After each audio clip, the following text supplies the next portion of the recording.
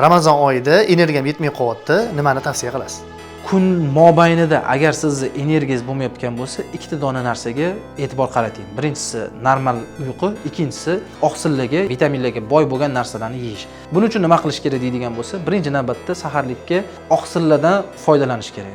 Aytaylik, tuxum yesangiz bu katta foyda, yoki yong'oq yoki yengilroq mevalardan foydalansangiz bo'ladi. Ya'ni yagida turiga kiradigan, ya'ni malina yoki golubika mahsulotlarini yesangiz, bu sizni har doim tanangizni energiyaga boy bo'lishini ta'minlaydi. Hamda iftordan keyin ilovdan issiqroq qaynagan suv ichish odatlanish kerak.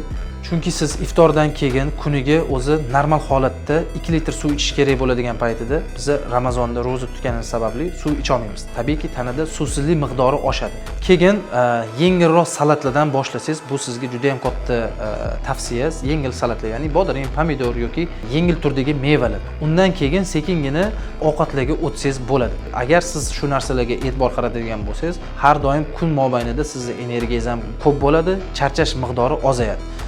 Ramazon oyi barchamizga muborak bo'lsin. Ramazon oylarini yaxshi o'tkazib oling. Foydali ma'lumotlarni o'tkazib yubormaslik uchun sahifamizga obuna bo'lib qo'ying.